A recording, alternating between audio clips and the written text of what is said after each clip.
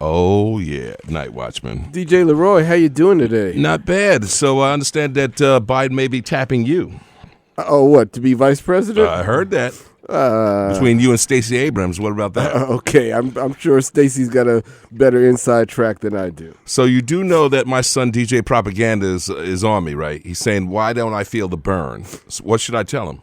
Well, you're asking me to tell him what you should tell him? I mean, You normally do that. First of all, just because Biden has gotten the support of the scragglers that are dropping out does not mean that... Wow, you call them scragglers. You don't even say center of left. You're not even saying that. Wow. Listen, I don't even know how to pronounce their names. All I know is Amy and Pete were some scragglers. Let's come on. Wow. Let's stop it. So in other words, you're talking about the Midwest as a flyover. That's what you're saying. No, I didn't say that. That's what you said. I said that Amy and Pete. How did you jump that to throw in the whole Midwest under the bus? Well, thank God on Soul Lounge Primetime, we're going to actually have a guest who can verify what's being said and what's not being said. Well, first of all, our guest is not here to talk about the Midwest. She's here to talk about Harlem and what we need to do to make sure we're counted. Okay, so Night Watchman, does our guest have a name? Her name is Pharein Griffith, and she's with the New York City branch of the NAACP. And she's here to talk about why we need to make sure that we're counted in this year's 2020 census. So back up for a second. Is that the Mid-Manhattan branch? No, that is not, sir. That is the New York branch. That's the first branch in history. Our branch is 109 years old. Wow. So right. Am I thinking that the Honorable Hazel Dukes is the forerunner there? No, she's with the Mid-Manhattan branch. Oh, see, so most people know our late president was Dr. Annie B. Martin. Oh, yes. And she was there for quite a few decades. Right. Yeah. Okay. So right now it's Anthony Harmon from the UFT. Yes. Nice. Well, welcome to Soul Lounge Primetime. Thank you for having me. So, Night Watchman, we're talking the census. Census. You know what that is, right? Happens every 10 years. I can use just my fingers for it or what? To count. We want to make sure it's counted properly, so we're not relying on your fingers. Got it. Definitely. Got it. Okay. Pharein, tell us why it's so important for us to make sure that we're counted in this year's census. So every 10 years, the federal government counts everyone in the country and the 5 U.S. territories, be it a citizen or non-citizen, and that's for distribution of funding and representation in Congress.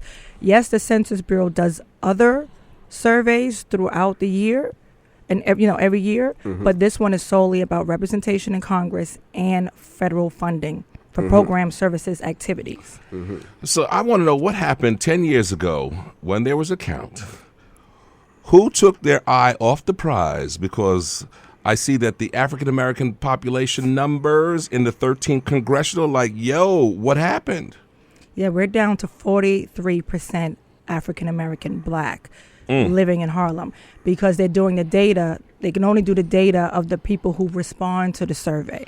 So for the last 5 decades, less and less people have been completing the census. So in 1950, we had 45 members of Congress. Today, we only have 27. And the congressional, and the 13th congressional district was actually Shirley Chisholm's district. So we had to keep moving the line. What? Yes. So the line had to come across, the East River. I never knew this. Okay. Yes. Wow.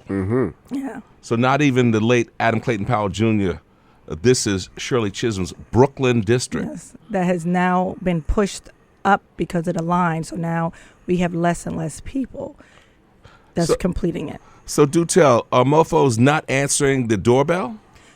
Yes, mofos are not answering the doorbell, but in 2020, we don't even have to answer the door anymore. That's right. We have 3 ways that we can self-respond on our own without the interaction of the federal government. Okay. We can do it on the phone, or online, or by mail. And online means any device that connects to the internet.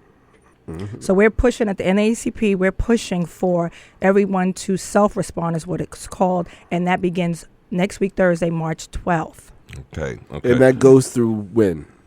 The self-respond ends April 27th is when the self-response, and then the enumerators, the door knockers, if you will begin in May. But we want people to get on it right now. You can self-respond, get it done. Then you don't have to worry about answering the door. I know certain people myself included. I don't answer the door if I don't. If somebody didn't call me, then they're not expected, and I don't answer the door. But in this case, I don't have to. We can self-respond. We can make sure we're counted. And it's so important, as you said, for us to make sure that we get the proper funding for our neighborhoods, as well as the proper representation, which is critically important these days. Critically, because African American representation does not exist in Manhattan anymore. Does not. And if we don't complete and participate and show up in this census, we're not going to have black representation, period. Wow. Ladies and gentlemen, you hear that now? So tell me this. So I responded to the census. Now, is ICE going to knock down my door and try to deport me? No, not at all. So under the Constitution, Title 13, Article 1, information from the Census Bureau cannot be shared with any other agency, organization. So even if it was if you was filling out a form for NYCHA, the information for NYCHA doesn't go to HRA, it doesn't go to another agency. It stays within that agency. Okay. So the Federal Bureau employees, they take an oath. And the fine, if they break it, the fine is like $250,000, 5 years imprisonment, and that's a lifetime. It doesn't matter if they leave the federal government, come over to the private sector, go into the into a city agency. They are sworn for a lifetime, not that they cannot share that information. Perfect. So yeah. Perfect. So I'm thinking to myself in terms of the responding to the census, whatnot. So you may have. So certainly we know with NYCHA, you may have households, right? Because I don't want my stuff to be interrupted here. So there may be a man living there, but it's not on the form, so to speak. So do you have lots and lots of undercounts, and where do those undercounts come from typically? So yes, unfortunately we do in our communities. One, black men are undercounted for that particular reason. Another reason is them coming home from prison and living in a NYCHA, and they don't want to say, not being on a lease, they don't want to say. Right. So that is a big challenge, if you will, that we're dealing with, is to try to make sure people understand the importance of filling it out, that your information will not be shared. And children under the age of 6 across all races do not count their children. So 1 million children were undercounted. 1 million children. Wow. People, incredible. For some reason, for 18-month-old, a parent may not see themselves, counting a child as an individual being, taking on resources. Right. But that parent may be getting women, infant, and children WIC services in 10 years, because that funding lasts for 10 years. So when a child is 18 months today, it's 11 years old in 10 years. So what happens from the 18-month-old day till they turn 11 years old? What are the services that they're going to need? So people need to start looking at the future, what we're going to need, so we can have things put in place for those needs. Unemancipated children, ladies, gentlemen, make sure you count them. Make sure in that household, count those kids for sure. And now, what are the options for people as far as ethnicity that they should? So for the first time, and this is huge, for the first time since 1790, we can self-identify. So we can check black, and this is very important about the protected category of checking black. And then we can check our nationality. So we can check black and say that we're Jamaican. We can check black and say we're Senegalese. We can check black and say we're Costa Rican. We can. So that's huge. Jefferson, are you listening? Go ahead. You're talking to Jefferson? I'm talking. He's rolling over in his grave right now. You know this. Yeah, I should hope so. Man, oh man, good one. All right. So we got multiple choices here. We can be precise. I love it. Yes. I love it. If I may, can I talk about some of the programs? Because a lot of times why we don't fill it out is we don't see a direct correlation of us receiving those said funding. So some of the programs that receive, so we're talking about on the table right now for this one is $675 billion annually that will get divided up between each state based on who responds. So it's basically a competition of the states to see who's going to get the most money for resources and representation in Congress. Wow. So some of the programs that are federally funded is TAP and Pell. We're sitting here at City College.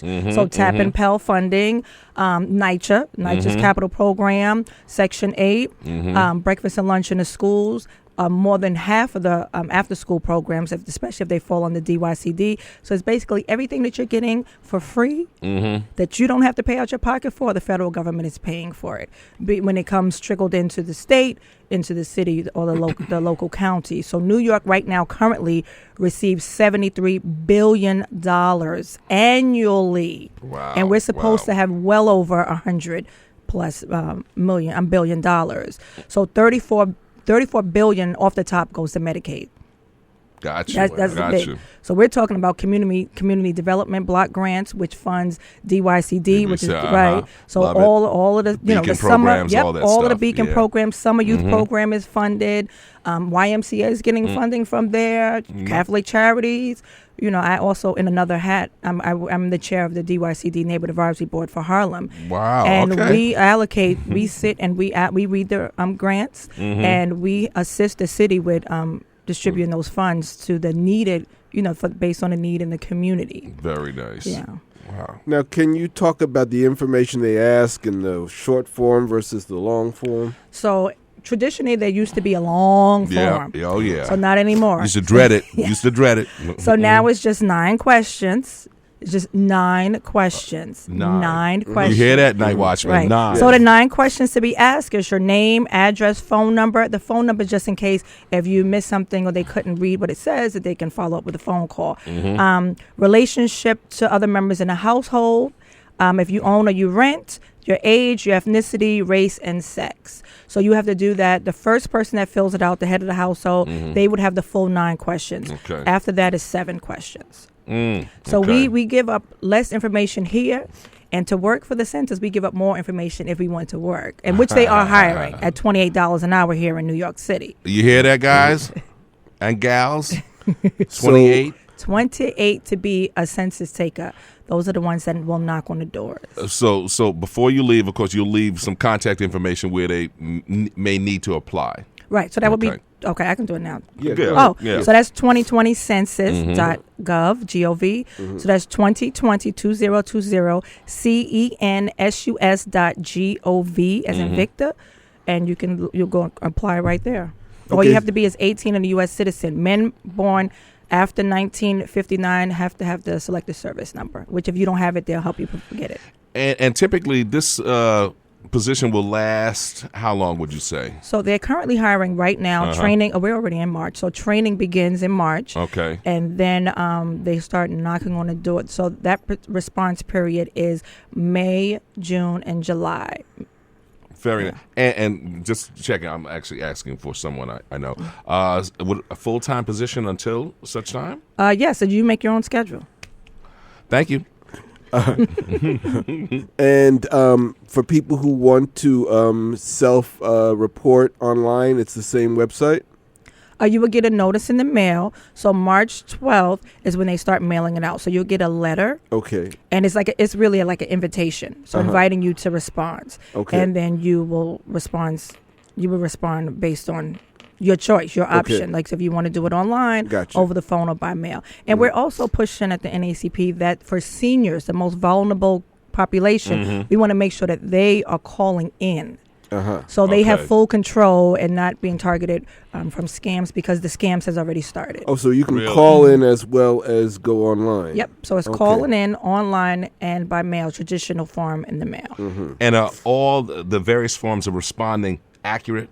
Or what would you say this is the most accurate thing? But you're going to say that all of them are just as good, so to speak. In which way? In other words, let's say I may want a phone call. I may want to write in. Which one do you census takers say? Oh yeah, this is an accurate type response. Well, the accurate is you doing it on your own, because you're going to be truthful with yourself rather than someone else at the door. Putting it out, right? Yeah. Okay. Yeah. So one of the things we certainly do know that under 45's administration, they tried to put a question on there in terms of citizenship. Did that make it? No. In June of 2019, we went all the way to the Supreme Court. and the Supreme Court shot it down. So NAACP was one of the plaintiffs. The New York State Attorney General. Nice. Tish James, yes. They were one of the plaintiffs. ACLU was a lot of NILEO. It was a lot of people that were part of the New York Counts 2020. There were a lot of plaintiffs on that case, and we won, thank goodness, because we understand what that really is about. Take that. Even though there was an impeachment, which will live forever, you didn't get this one, okay? Okay, he's going to be talking about you on Twitter later tonight. God. Okay, bring it on. But no, I'm really, excited because, like I said, I was thoroughly disappointed in the last census in terms of maybe the undercount or whatever. Right. But then having that line drawn the way it was drawn, I mean, one proposal was to take the bad boy all the way out to Mount Vernon. It is actually at Woodlawn Cemetery, so it's just like across the street. It is not that far from Mount Vernon, and we can, and in all honesty, we can pull that line back down because each congressional district is made up of 725,000 people, not voters. Okay. People. So after the numbers go to the president, December next year we'll start redistricting, and it starts from the federal lines down to the state, to the county and city lines. Gotcha. Yeah. So, and I also understand, if I'm not mistaken, so Keith Wright was chair of the county party, and he was responsible for drawing the line, or was it because of his assembly seat or something like that? I understand the state. Well, he's still the county leader. Right. He is still the county leader for New York County, Democratic leader. There's a lot of people that play a role in that. What I would suggest, because it's public, they have public hearings. What I suggest is people start paying attention to these things. They can show up in that bad boy way. They can show up and hear what's going on.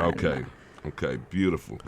So let's recap it. We've been here with Pharein Griffith from the NAACP New York branch, and we've been talking about how we need to get your fair share by making sure you are counted in the 2020 census, to make sure we get the money for education for our schools, senior centers, our public transportation, health care, housing programs, SNAP training, job training. So, and it's important to know, be ready, don't be afraid. Number one, the information is not shared with other agencies. It only goes to the census and make sure that we secure the funds that our neighborhood needs. You can do it online, you can do it by phone, or you can do it in person at your own door.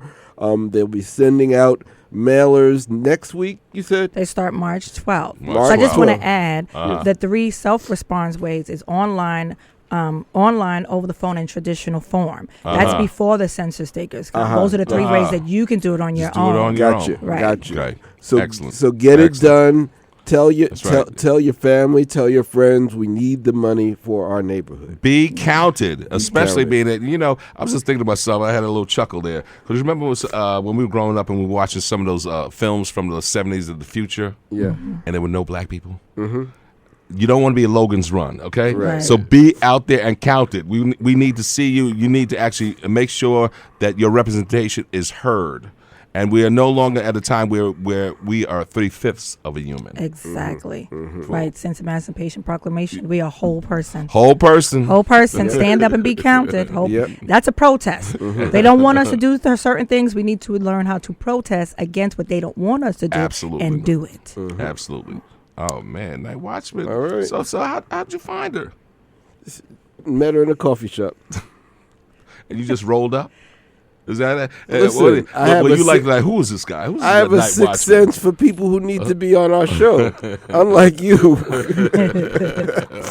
Very true. Very true. Well, I'm glad because the timing was actually perfect because it starts next week. So we want to make sure that people are aware. And then also, I just want to add that if you do not have broadband access, the libraries, all libraries across the country, they have them. That's right. They have they receive funding. They have computers and tablets and stuff that are set up. Us at our branch, we will be open for specific days. We have a partnership with Silicon Harlem, as we all know. Yes. A shout out to Clayton and Bruce. Yes. All right. Very nice. Yes, and they are a complete count partner. I chair the Harlem Complete Count Committee, and they are a partner, and they are doing tremendous work to make sure that people have broadband access. So definitely want to shout them out. Absolutely. Yep. And let me see. And so Julie Menon, she's still around doing this? So she is a director of the New York City Census office. Got it. Right. So de Blasio implemented a city census office, and because, if I may, 45 they pulled funding in 2017 from the Census Bureau. So instead of us applying straight directly from them, we had to lean heavily on the states. So the Blasio administration, they definitely stepped up, and they allocated like $40 million to community-based organizations who are the trusted voices in the community to apply for said funding. So literally, you're telling me that 45, he doesn't really even act like a New Yorker. Well, he's got a vendetta against New York now. I mean, he's made it quite clear. Wow. Yeah. Well, this has been an incredible interview, so I really want to thank you for this. Thank you for having me. Yep. Sure. And do know that you have an open forum that if there are any updates to what you're doing with the census, you can either come in or just call in. As a matter of fact, anybody that has any questions, 212-650-6903. All right. You can call us, and we'll give you any updates as it relates to the census. And, Yep. Come on. Okay. All right. Got some music? You got a little something or what? No. Well, you know what? This is a little. I can't do everything, bro. I know. This might be a little bit in homage to somebody that we had on last week. What about that? Okay. A little something there. I'll get it. Sounds good. Okay. All right. See if we can get her.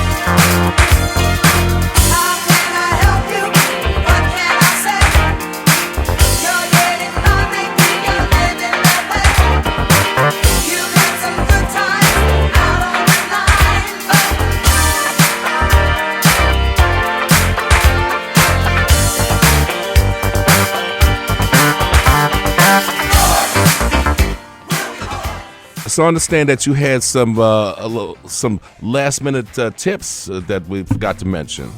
Yes, I wanted to just add that the checking black as your race is a protected category. So when we check it, when in this country, we understand what happens in other countries, but when you're here in the United States of the Americas, they see us as black. So those are protected categories for racial justice. When you have cases coming up, the lawyer's not asking, are you Trinidadian? Are you Costa Rican? They're looking at you as the country looks at you as a black human being, right? So we want to make sure people understand that. And Checking Black also helps us when we're trying to get health care for research for healthcare crises such as sickle cell anemia, hypertension, which we suffer from the most. Right. So we want to make sure that when the CDC is looking to do research in the black community, that they can identify a black community. Because they're not looking for a Jamaican, a Trinidadian, or Barbadian. They're looking for a black community. Black. That's right. So Jefferson, remember one drop. One drop. That's all. One drop. Okay. So no longer. You're really on a Jefferson tip today, man. What's up? Well, Night Watchman, no longer can you just claim to say you're Bayesian, okay? Gotcha. Okay.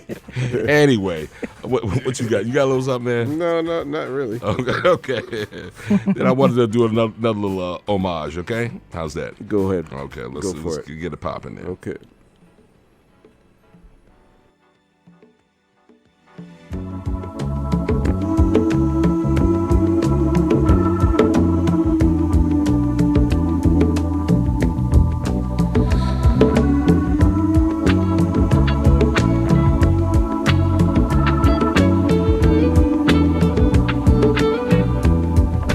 Though you may not drive a great big Cadillac,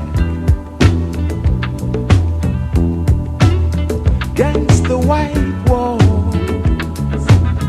TV antennas in the back. You may not have a car at all. But remember, brothers and sisters, you can still stand tall. Just be thankful. Just be thankful for what you got. Though you may not drive. So I was wondering of those out there, how many of you guys are investing in 23andMe or Ancestry.com? You know what? Before you do any of that, what you need to do is invest in answering the questions to the census. Is that correct? Yes, sir. People don't realize that in order to trace your family tree, you have to go through the census data. So even if you're going to Ancestral.com, 23andMe, it automatically pushes you. You know, not to plug in finding your roots, but if you watch the show, Dr. Henry Louis Gates, he always says, according to the census, according to the census of whatever that particular year was, you know. And the Census Bureau, the information is kept, your personal information, like your name and your age and stuff, that is kept confidential for 72 years. And then it's released so that you can trace your family history. Unlike Ancestry.com, which basically you've given away the rights to your DNA, just saying. So normally, it's funny. I can't even comment on something. Okay, so, ladies and gentlemen, you have no excuse. No excuse. This is, can you say free? Free? Free. Free. No social security number. Wow. Free. No cost. No social security number. What? No social security number asked. What? No social security number asked. So don't come back. Don't come 5 back. years from Don't now come complaining about the lack of services when you didn't fill out the form. Thank you. You see no brohams representing the 13th again. Okay. Or classrooms overcrowded. That's the reason why. Oh, yeah. Well, hold it. Didn't we have Brown versus Board of Education? What happened with that? Yes, but that still based on the numbers. It's still based on the numbers. If you're not counted, you don't count. And this is why people don't understand. They're living right across the street, and they're saying, "Oh no," they're telling the parent, "No, your child can't attend here. There's no space here because the seat wasn't even allocated." Wow. Based on the numbers. So, Night Watchman, had you? And I have to ask you, this is a little personal thing. You have been a good person in terms of responding to the census. So yes, I have. Yes. Okay. We're not just saying that for the audience. Right? But You're getting real personal, aren't you? I'm feeling a little put upon here. Why would I lie about that? No, I know. And, well, what about you? I always. As a matter of fact, what day did they come to your house? Oh, you can't remember. Would you say that again? When will they be coming out in the field again? I don't want people to get stuck on that part because we want them to self-respond. But that's the right. self-respond period is from March 12th to April 27th. And then after that, then they're going to come knocking on your door. Okay, yeah. Right. Okay. So you will get 5 notices. The first one comes out March 12th. The second one will come out March 16th. So they're going to give you 5 opportunities to do it. They're going to keep sending it to you, keep sending it. And then if you don't, then they're going to come knocking. And I'm sure with this computer sophistication, they will have the information in hand to know, oh, yeah, this household, they've responded. So I'm glad that you asked that because the Census Bureau will have something, and the city census office will be working on that, and we will as well, where we can't see the household, but we can see the census tract, if you will. So that will be like a 3-block radius or a 2-block radius where it will show what the percentage of response has been.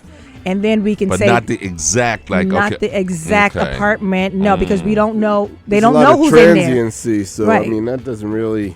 And then they don't know who's in there. They're trying to find out. Yeah. Gotcha. So the form is going to say resident of. It's not going to come addressed to a person because they don't know who's in there. They're trying to find out. So it's going to say resident of from the United States Census Bureau saying 2020 on it. Please don't throw it in the garbage.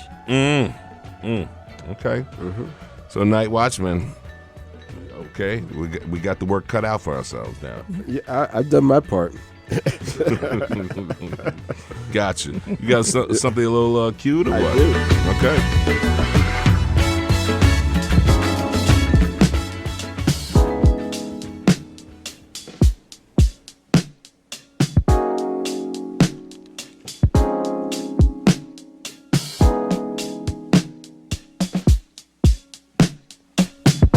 I've been away, we've been unlucky love.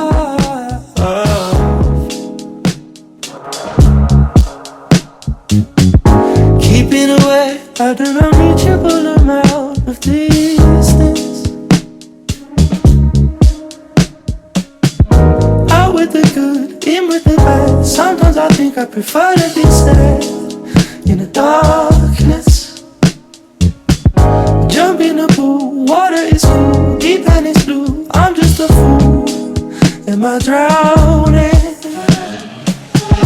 These are my only regrets. I remember acting badly.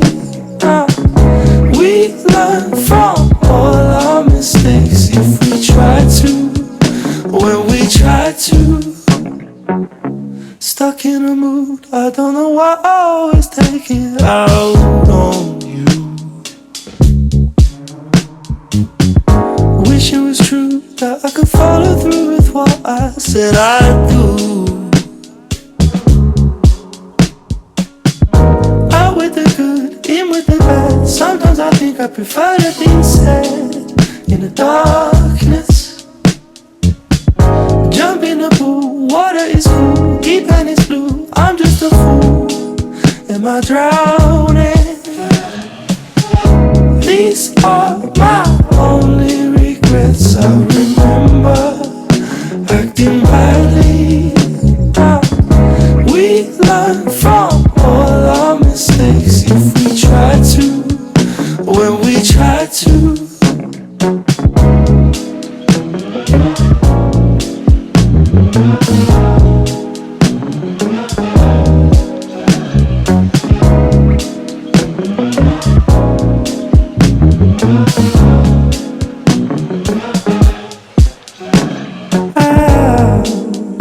I'm deep above my knees, but I'm guided somehow by all my memories. See, paramount, these are my only regrets. I remember acting badly. We learn from all our mistakes if we try to, when we try to.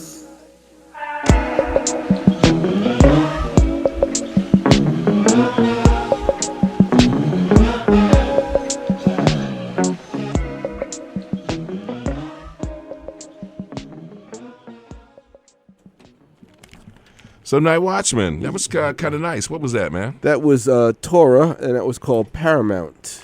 Okay, very, very, very nice. Yeah, Okay, yeah. You know, every now and then. Every now and then, like every show, you mean? Yes, I bring the heat. Yes, I agree with you.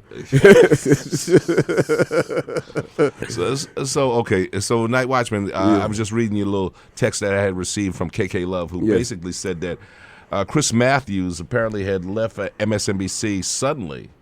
Yeah, it sounds like he was fired, but they gave him the graceful way out. Yeah, apparently, because Steve Kornacki is now a little bit rattled and whatnot in trying to actually conduct a show. So I don't know what happened. If anybody knows what happened out there, please give us a call here at 212-650. I mean, we know what happened. We know that he took a lot of heat for his interviews of both Warren and Sanders. Is that it? Yeah. What, was he coming down hard or something? What? Well, Sanders, you didn't hear about the Nazi comment? No, explain. What? So he compared Sanders' win to Nazi Germany or It was like the. I can't remember the context. It was about the Nazis winning. He didn't call Sanders a Nazi, but there's a tone deafness about calling making any Nazi reference to a Jewish candidate like Sanders. That's there's certain trigger words. Mm-hmm. There's two trigger N words, and Nazi is obviously one of them. Yeah, absolutely. So I think that probably pushed it over the edge. I don't think it was. I think he, unfortunately, he took some heat for his treatment of Elizabeth Warren, but I don't think that got the, I don't think that was the raise the ire like this. Huh? Yeah, Wow. Yes. But I think 2 in a row, that was like, okay, maybe you're not really ready to go the distance for this election season. So do tell, Ms. Griffith, in terms of a stop and frisk. Do you think that Bloomberg would have been able to overcome it and, be a top contender for the presidency? I'm not too sure. I think that the backlash that he's receiving is because he's now apologizing because he's running. He had 10 years to apologize. He had 10 years to speak up. Wow. He could have spoke up at any time with all of the Black Lives Matter protest that was going on. He could have spoken up at any time when he was taking on other causes since he left office, but he chose not to. So, and even maybe not trying to fight the Central Park 5 settlement. Well, the thing, what's come out since he put his hat in the ring, there was so many. There's, how they say, Black Twitter brings the receipts. So, there were recordings of things he said in terms of black males, in terms of there's so many things that came out that when you stack them all end to end, it's like no way. And it was clear that even with the money that he invested, and we include the walking around money that went to a lot of people in black communities, that there was significant amount of pushback from black people that he would never get the 90% plus that a Democrat candidate needs to win. To win, you need the 90%, and then even we had that with Trump, and we still didn't win. But without it, there's no chance. Right. And so, he clearly would be a crippled candidate.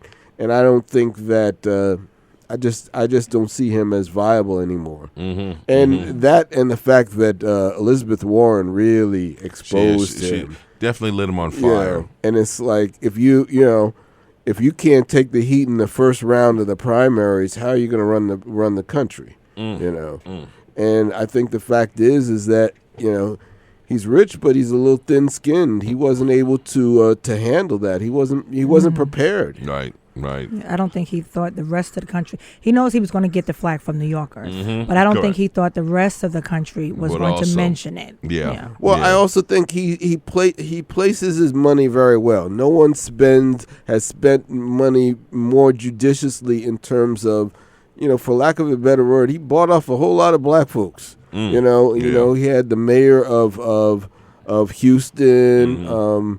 He had a few pastors here in our fine city. Yeah. He had a pretty wide spectrum, and this was a successful tactic that he used as mayor. So I'm not surprised that he went back to that playbook. But I don't think he was ready for the fact that, okay, you could get away with that once, but now your record there speaks for yourself. And if you're not ready to answer for your record, how do you expect to get the enough sales in your win from the primary to actually win this thing? Wow. Yeah. I think it's just time we need to start holding candidates Accountable. Yes, Okay. yes. So let's see. So we have Buttigieg and Klobuchar. I can't even pronounce their names. Amy and Pete. See, okay. Amy and Pete. Okay, all of our Midwestern listeners do not We get don't offended. even have any Midwestern listeners. Stop. First of all, stop it. And first of all, stop trying to mischaracterize me. You must be from part of the mainstream media because you've been trying to mischaracterize me as hating on Midwestern people. I'm hating on two particular people who are from the Midwest. One of them is Mayor Pete. And I want to emphasize, I have no issues with his sexuality. I have the issues is the fact that I don't think he's competent as a person who's run 100,000 person population town to now be president of the United States. We have twice that much in a 2-block radius from where we're standing here. So you're more qualified to run for president than Mayor Buttigieg. Klobuchar, I don't even really know who she is, to be honest with you. So I just, there were a bunch of candidates in the early. I've been waiting for this time where the crowd would thin out. I didn't want to have to learn everybody's names. And So, what, at the very least, were you trying to get you $1,000 check from Andrew Yang or what? I like Andrew Yang. I'm sorry he didn't go deeper into this thing. I thought he's an intelligent guy. I hope there's a place for him in the party. And he was one of the ones who I'm sorry that he left early. I absolutely like Andrew He Yang. wasn't my candidate, but I agree with that. And surprisingly, I wasn't a big fan of Kamala or Cory Booker. Shout out to my sister who basically was not feeling Kamala at all because of her judicial record. Yeah, her record on criminal justice. Lock him up, throw away the keys, send him up. And Cory Booker, I found, has had taken money from special interests that I'm not comfortable with. Okay. And then let's face it, both Cory and Mayor Pete were trying to run on the "I'm just like Obama" tip. And it's like, no, you're not. It's only one Obama. You're not. Only one. Only one. You're really not, and that's not necessarily what is needed right now, anyway. So, not at all. So tell me this. So you're basically going to end up with two horses. Where's your smart money at? Well, I'm not ready to throw in the towel, but I have it on the side for Elizabeth Warren. Wow. Yeah. Well, as a what? A write-in candidate? Come on now, man. Okay. Yeah, I mean, bottom line is now that the field is cleared out and the two that just left have both pledged their support to Biden. So it does look like it's kind of Biden versus Sanders. So okay, let's say Elizabeth bows out. What do you think she may throw her support? That is a good question, and I don't know. And I think if she's smart, she'll keep it close to the vest, because even if she bows out, she still has an opportunity to position herself. Cabinet She position. she may be a vice presidential candidate as well. So why make a choice early? I wouldn't, if I were her, I would not go one way or the other. I think it's time to let the process settle itself out, and this whole thing about can a socialist be elected? Well, can a celebrity talk show host get elected? Apparently so. Apparently so. Yeah. You know, is anything that Bernie Sanders saying really anything remotely as bad as what we have now? Not at all. As a matter of fact, Bernie's ideas, I've heard a number of folk who, when they hear the word socialist, though, they cringe. And we're talking about older white population and also older black population. Right. Well, you know, it's still one of these things. It's a trigger word. A trigger word. Yes, exactly. Yes, absolutely. And I'm a little bit critical because I've always felt like he should not let them box him into that framework. I've always felt like it's been poorly defined, and the other side is very, very good at labeling. You know, very good. So very good. They control the narrative. Right, exactly. So it's like it's time for us to be a little bit smarter than that. But all that said and done, I also feel like Bernie had the populist momentum behind him last time around, and evidently he still has it. He still has it. You know, the Democratic Party shot themselves in the foot by basically rigging it for Hillary last time. Let's call it for what it is. Yeah. We know that these are facts, and you know, could Bernie have beaten him last time? I don't know, but you know, he's got a better shot now because last time we were just, you know, supposing what we would get with a Trump presidency. now we know in excruciating detail what it means. Okay. And so the stakes are much higher. You know. I have a question for you. So what do we do if it doesn't turn out to be Biden or Bernie and it turns out to be Bloomberg? I don't see it. What will people do if we don't get the candidate we want? We cannot sit down. So I'm saying all that to say we cannot sit out. No. We cannot afford to sit out, no matter if it's not our candidate. Right. Because Bernie supporters tend to sit down and protest. Yeah, and, that's Bernie a bust. I agree with you, but I also feel that at this stage in the game, it was very, very important that black voters have made a concerted effort to make sure, to be clear, that Bloomberg is not an acceptable candidate. And I'd say that effort plus the Elizabeth Warren takedown in the first round, the NDAs, basically derailed. He was starting to get momentum just from his TV advertising, but after that, he's gotten no momentum, and there's no indication that he's going to get close to the number of votes he needed. So I think that derailment was a proper part of the process. Now, at the end of the day, we know when it's clear who it's going to be, we have to mend fences, make amends, and we all have to rally behind whoever that is. I totally agree with you. But I also feel like one of the problems that the Democratic Party has had is not having a level playing field. You can't play with the same playbook that the GOP uses, or else you lose the moral high ground. Then you're just, you know, because the GOP is quick to accuse the Democrats of everything that they do themselves and say, see, they're hypocrites. You know, we're not hypocrites. We're telling you up front we're going to. You know, they've gone to a real unique place in terms of controlling the narrative. So I'm just basically going to say, if it happens to be Michael Bloomberg, I am going to hold my nose and I'm going to pull the lever. Okay, there's no way in heck that I'm going to do 45. Okay, or let 40 without a fight. So now remember, we do, of course, here Super Tuesday, so we'll see. He's on the ballot tomorrow. Exactly. So we're going to see how this all shakes out and whatnot. Understand that Bernie has leads in Texas, as well as also in California. So you know, he could potentially do it. And like I said, I have a millennial, a 31-year-old, will be 32, and he's like, Dad, you got to feel the burn. You got to feel the burn.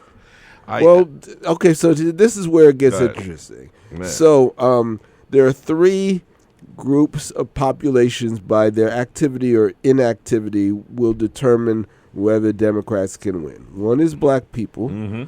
The other is young people. Yep. And the third is white women. Now, In the Black last people have been consistent. consistent. Young people have no, they've not been consistent. But I think the stakes are higher for them because they're starting to realize that if they don't participate in the process, they're going to be subject to all of the problems that occur, the long-lasting problems that are going to go into their lifetime. Mm-hmm. So young people are probably more likely to support Sanders. Mm-hmm. And white women are just a big question mark, just like they were last time. I would not go with any strategy that counts on them being there, but I hope that they would. But, they didn't even come out to support any of their own candidates. Either Amy Klobuchar or Elizabeth Warren I'm not seeing any significant support to say, hey, we've got, they have 3 female candidates in there, and none of them are getting any traction. Yeah, that is true. So let me throw in that question back to you, Mike Bloomberg, and you are also a victim of stop and frisk. What you going to do if he happens to be on the ballot? Not you, Night Watchman. Okay. I will be doing the same, holding my breath and voting. We have to look at the bigger picture, and sometimes as the Black community, we don't look at the bigger picture. We have to start thinking strategically. We have to start voting strategically. And if he wants our vote, we have to bring certain things to the table and hold his feet to the fire and hold him accountable. Not only him, all of the electeds.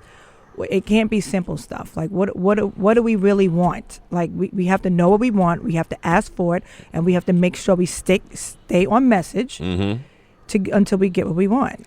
So, do you think? And I've heard it said that in terms of Uncle Joe taking on, let's say, the running mate, looking at somebody like Stacey Abrams, that could electrify and energize, let's say, the party in terms of assuring that the black vote and maybe the women vote come out there and put them over the top. What do you think?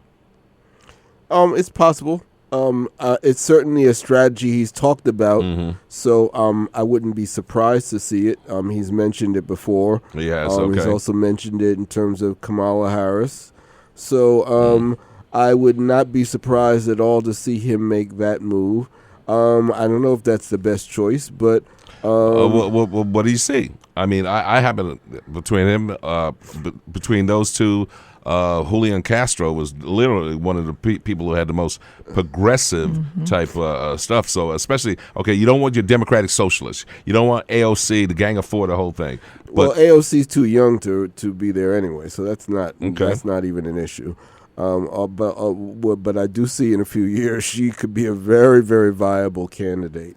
And but she needs to be, whoever wins needs her support because she is one of those people. She's going to be a player, you say? Yes, absolutely. She's a kingmaker in the Democratic Party right now. She has the ability to turn out the vote. She has people who listen to her. She's a master of social media.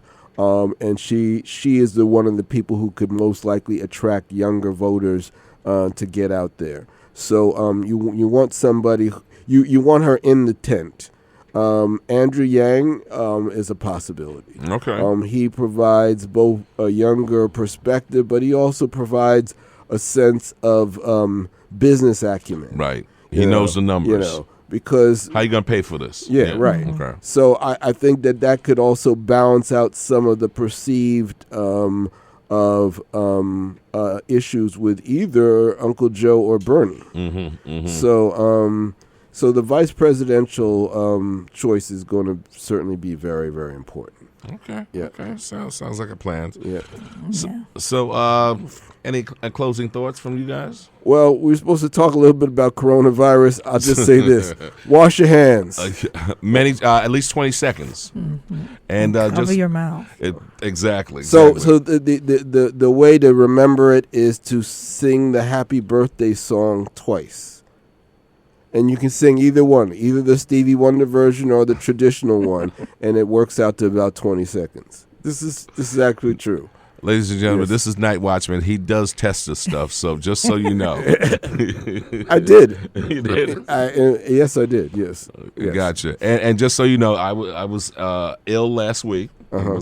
I did come to work a couple times, and literally staff sent me home. Mm-hmm. Okay, and so no, I don't have COVID-19. But we're working on another show where we may have an expert to come on to talk about the things you can do to actually prepare. But the number one thing you actually want to do is prepare your immune system. Mm-hmm. Because there are a lot of misconceptions about viruses, and this one in particular, and we want to dispel the myths. And so we want people to be prepared but not scared. Beautiful. Yep. So, Night Watchman, we're getting ready for the Harlem Dance Party, Yes, right? yes. Okay, so we're going to do that. Any parting words for our guest? Well, thank you, Pharein, for coming. Thank you for the good work that you and the NAACP Yes. New York branch are doing to get the word out on Not this to be issue. confused with Mid-Manhattan. Yeah, but we're all doing the same work. We're Okay. working together. Yeah. We're Nice. not. Yeah. We're one organization with different branches. Beautiful, beautiful. So, this is really, really Yeah. good. Thank you know for what? having me. Yeah. Yeah, like I said, you can come back anytime, and if you have any updates about anything. And also, ladies and gentlemen, so Tyler, I sent you a text to you and your moms, $28 an hour. Why and you they gotta are put the hiring. man's name out there, bro? Come 18. on. All you have to do is be 18 and a U.S. citizen.